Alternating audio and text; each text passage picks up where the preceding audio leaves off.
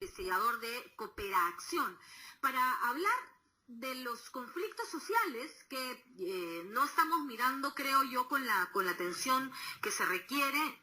Desde el ámbito periodístico sí hemos llamado la atención puntualmente aquí en Iquitos varias veces, el tema de las bambas, le pusimos alerta con mucha antelación antes de que el tema estallara, pero igual estalló, y es parte de las preguntas que quiero hacer a José. ¿Qué es lo que está, cuál es la política que está llevando a cabo el presidente Pedro Pablo Kuczynski, este gobierno, y si esta política está siendo efectiva? O en el peor de los casos, si acaso la tiene. José, ¿cómo estás? Buenos días. Buenos días, gracias por la invitación de este 15 de diciembre, que creo que no es un buen día para el país y creo que no es un buen día tampoco para la democracia, sobre todo para la institucionalidad democrática. Pero a ver, intentando responder a la pregunta sobre el tema de los conflictos, una primera conclusión que creo que es importante subrayar es que cualquiera que pretenda hacer gobierno en este país a este tema le debería dar prioridad número uno, ¿no? Porque si uno revisa lo que ha pasado en el país en los últimos 20 años, no ha habido gobierno, para hablar de periodo democrático, no ha habido gobierno que no haya empezado sus funciones con un conflicto social de envergadura, ¿no? Le pasó al señor Toledo, conflicto Tambo Grande, el Arequipazo, le pasó al señor García con Combayo a las 2 semanas de iniciado su gobierno, le pasó al señor Humala con el conflicto Conga, yo lo vi de cerca, estaba en ese momento, digamos, en el gabinete del Ministerio del Ambiente, y bueno, ya ha vuelto a pasar el señor Kuczynski con no solamente las bambas, una agenda bastante cargada, está Sara Murillo, está lo que ha pasado en Chumbivilcas, Andahuaylas, en fin, varios casos, ¿no? Entonces, primera conclusión, que este es un tema crucial. Prioritario, ¿no? Y la sensación que uno tiene es que este tema ha estado subestimado y que sigue faltando una suerte de política de Estado, una suerte de sistema nacional que pretenda prevenir situaciones y no reaccionar tarde, mal o nunca, que es un poco lo que está pasando. La sensación que uno tiene es que nuestra curva de aprendizaje como país, y aquí estamos involucrados todos, no solamente los que son gobiernos, sino todos los actores que nos preocupan estos temas. Incluso la prensa, para hacer mea culpa respectivo. Yo he dicho que acá se ha tratado el tema, pero también a veces nos gana la coyuntura, pues, si lo dejamos de mirar. Sin duda alguna, ¿no? La sensación que tenemos es que no estamos sacando las conclusiones debidas y no estamos aplicando los correctivos que deberíamos aplicar para enfrentar la situación de conflictividad social, que está vinculada a varios temas. Sin duda nosotros estamos priorizando el análisis del tema minero, que es un tema fundamental, porque, lo dice la Defensoría, la gran mayoría de conflictos en el país tiene que ver con temas socioambientales vinculados a actividades extractivas como la minería. El día de ayer ustedes han presentado en un desayuno el informe número 19 del Observatorio de Conflictos Mineros en el Perú. Y básicamente, imagino que este informe, porque estuve revisando el anterior, digamos, observa, como su nombre lo dice, lo que va de este gobierno, que en realidad es muy poco. Así que las conclusiones a las que se puede arribar tienen que ver más con el planteamiento y el enfoque que con los resultados mismos. Así es, con las tendencias, ¿no? ¿Qué es lo que está pasando en el país en materia de conflictividad social vinculada a la minería, ¿no? Lo primero es que la geografía de la conflictividad es algo que estamos subrayando, en los últimos años ha cambiado. Antes, cuando uno hablaba, por ejemplo, de conflictos vinculados a la minería, rápidamente lo primero que uno pensaba era Cajamarca, el norte del país, ¿no? Ahora, la gran mayoría de conflictos, más o menos el 38% de los conflictos, están ubicados en la macro sur. En esta zona del país donde está Apurímac, donde está Cusco, donde está Arequipa, donde está Puno, entre otras regiones, porque además la geografía de la inversión minera también se ha ido hacia el sur. Por eso ahora estamos hablando del inicio de producción de este megaproyecto que se llama Las Bambas. Se está duplicando la producción de cobre entre Cerro Verde, Las Bambas, y un par de minas más que están en el sur, en la provincia de Chumbivilcas, en el caso de Pinar. Es decir, está habiendo un incremento muy importante de actividad minera en el sur del país. De la producción, más no hay nueva inversión. Es inversión, efectivamente, a partir de los últimos 2 años, la inversión ha comenzado a caer de manera sustantiva. Es una tendencia global, no es que esté pasando únicamente en el Perú. La inversión a nivel global ha caído y por lo tanto en un país como el Perú también ha caído. Y lo que está pasando es que han entrado en producción estos proyectos que se habían desarrollado en los últimos 10 años y que han empezado a madurar y han empezado a producir. Las Bambas empezaron a producir este año. El año pasado Cerro Verde, la ampliación de Cerro Verde, que también es una mina muy, muy importante, ha empezado a producir, pero aparte hay otras minas, Constancia en la provincia de Chumbivilcas, Antapacá y, Toromocho en el centro del país. ¿No? Este crecimiento productivo se explica básicamente por eso. Ahora, te preguntaba por el tema de la contracción de la inversión minera, para sumarlo además a un tema de disminución de los no sé si de los controles o de las barreras ambientales, porque finalmente esto, digamos, da pistas de lo que se está buscando, y ahí va la pregunta si certera o equivocadamente. Estamos buscando atraer más inversión minera y la pregunta, ¿ese es el camino? A ver, si se piensa que para atraer inversión minera hay que bajar las regulaciones ambientales y las regulaciones sociales, no se está entendiendo lo que pasa en el país, no se está entendiendo lo que pasa en el mundo. Eso no ocurre. Más aún un país que pretende ser país de la OCDE. La tendencia es a mejorar las regulaciones ambientales, fortalecerlas. La tendencia, pero no es lo que está pasando aquí. Y no es lo que está pasando aquí en el Perú, porque en los últimos años lo que han habido es un conjunto de medidas, de decisiones, lo que se conoce como los paquetazos ambientales, decretos supremos, leyes, la ley 3230, que lo que han provocado es una reducción de la institucionalidad ambiental que mal o bien se había venido construyendo en los últimos años. Y Las Bambas es un excelente ejemplo de cómo desregular ambientalmente también produce conflictos.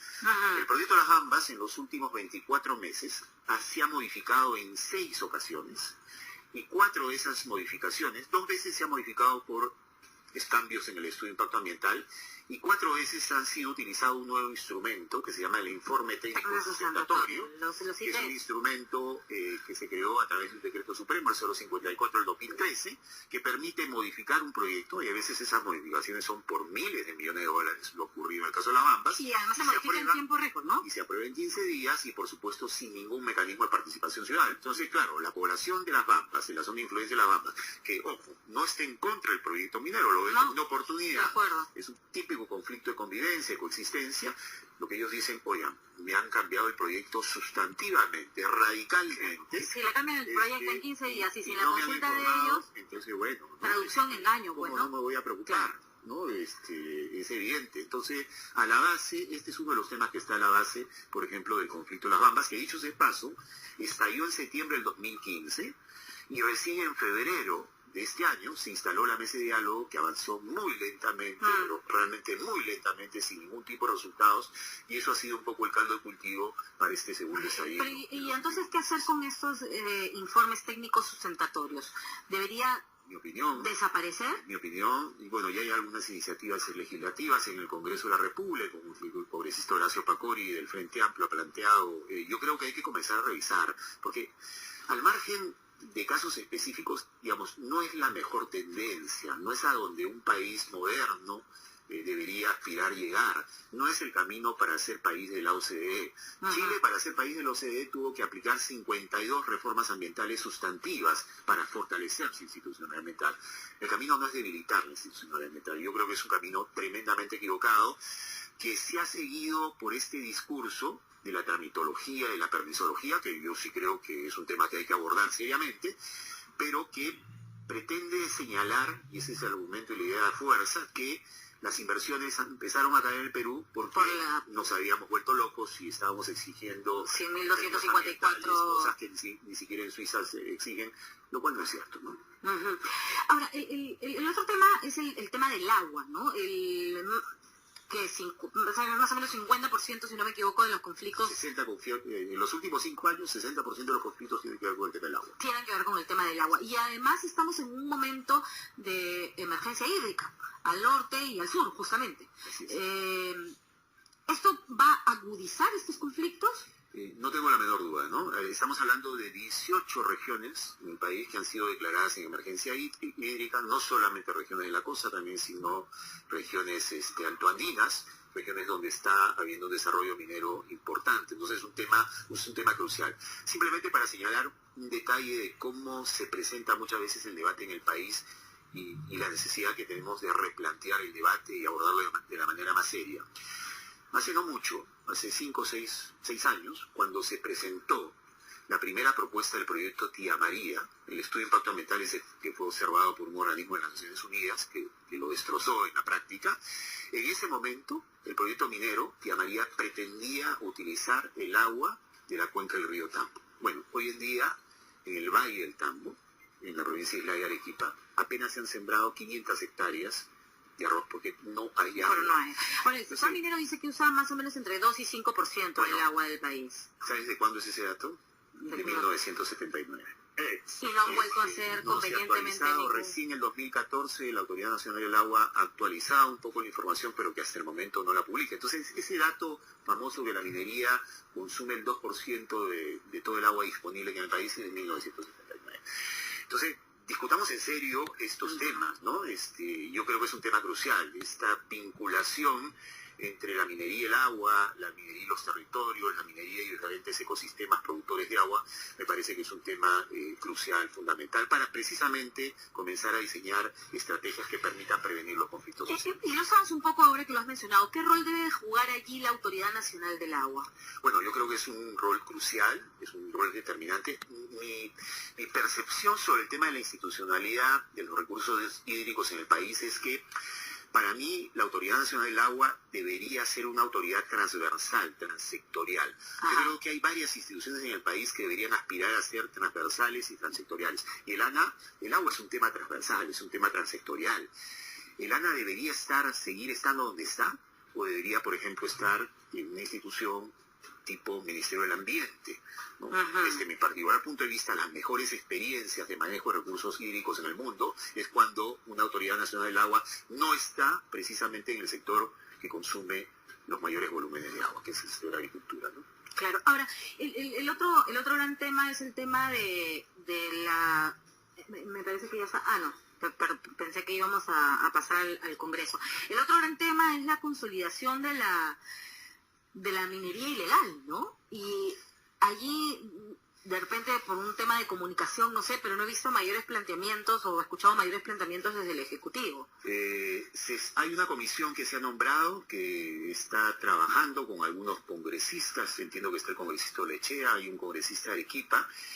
Sin embargo, ahí lo que nos preocupa es que el camino que se pretende seguir es desandar todo lo que se había comenzado a construir, que tenía seguramente varios problemas y varios correctivos por hacer, pero incluso que apostaban por flexibilizar algunas normas y algunas decisiones que se habían tomado, por ejemplo el tema de las gradas para las zonas de minería aluvial, como es el caso de la Amazonía, y todo lo que está pasando en regiones como Madre de Dios. Y esa flexibilización buscaba la formalización, supuestamente. Supuestamente apostaba al tema de la formalización, pero yo creo que el camino de la formalización, que dicho de paso es un camino sumamente complejo, lo que hay que revertir son las tendencias. La tendencia de crecimiento desordenado, caótico de esta actividad, que es invasiva y que afecta incluso áreas protegidas, como ocurre en Madre de Dios, debería revertirse. Y el camino y la apuesta por la formalización es correcta. Pero para eso necesitamos, para empezar, un Estado nacional que tenga la capacidad de coordinar y articular con un Estado subnacional fortalecido. Los gobiernos regionales deberían jugar un rol importante, si no, no va a haber posibilidades de avanzar en el tema de formalización. Por lo tanto, en Madre de Dios, teniendo de presidente a un minero completado que boicotea todo, sin duda ahí hay un cuello de botella que no se puede superar. Pero el camino no es flexibilizar. Yo creo que el camino es fortalecer lo que ya se había avanzado, corregir lo que había que corregir y sobre todo tener una presencia muy fuerte en los territorios. En términos generales, lo que sentimos es que el país todavía, la minería artesanal, informal, ilegal, que es un tema de la agenda, debería construir un sistema nacional de prevención de conflictos sociales. José, antes de cerrar la entrevista con un poco también las conclusiones más importantes de este informe 19, permíteme interrumpirte para irnos al Congreso de la República, tú lo dijiste al inicio. Tenemos que ir cerrando, José.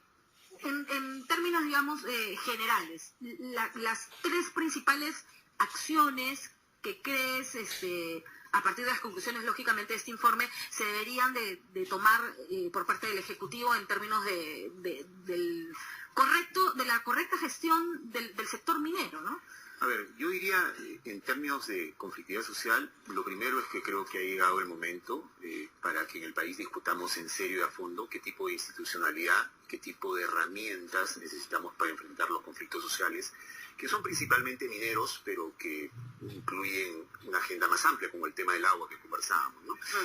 Yo apostaría por un sistema nacional de conflictos sociales que tenga, en primer lugar, una alta capacidad preventiva, ¿no?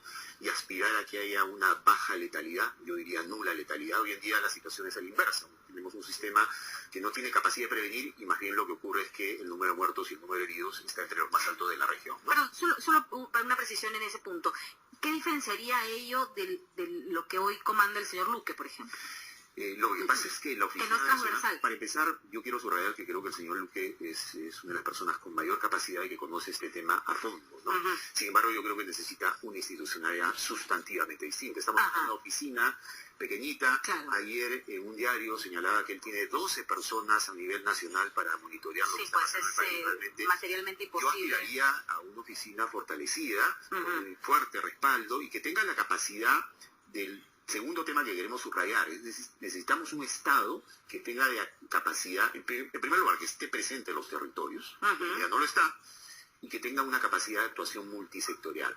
El Estado, los que hemos estado en el Estado, aunque muy poco tiempo, lo primero que uno se da cuenta es que el Estado peruano funciona con una lógica de compartimentos estancos, ¿no? No tiene una capacidad de actuación multisectorial. Y yo sí creo que para este tema necesitamos actuación multisectorial. Lo que ha pasado con el señor Vizcarra ahora que ha ido el 7 de diciembre a la zona, ha llegado con un plan de desarrollo multisectorial, integral, articulado, que creo yo ese es el camino que habría que seguir. Por eso nos parece saludable esta iniciativa y ojalá que ese sea el proceso que permita sacar a las bambas de una situación.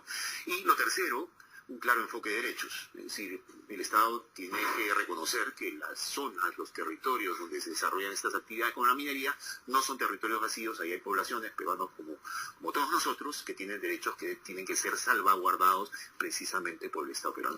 Yo diría, esos tres aspectos me parecen fundamentales en esta lógica de construir un sistema nacional que tenga esa capacidad que hoy en día no existe. Y que tienen que ver con no tener una visión exclusivamente de economista, que podría ser el riesgo que corremos con un presidente sin duda. Que además tiene esa profesión, ¿no? Para empezar, los conflictos son multidimensionales. Claro. Cuando se habla del adelanto social como la varita mágica que va a resolver todos los conflictos, yo digo, ahí hay problemas en el diagnóstico. Los conflictos pueden ser económicos, con aspiraciones de infraestructura, etcétera, pero también son sociales, son ambientales y, ojo, en un país como el Perú, son también culturales, ¿no? Entonces, casi principalmente. Entonces, yo creo que hay que entender que los conflictos son multidimensionales y esa característica me parece que es fundamental. Bien, muchísimas gracias. Ha sido José Chávez, investigador de Cooperacción.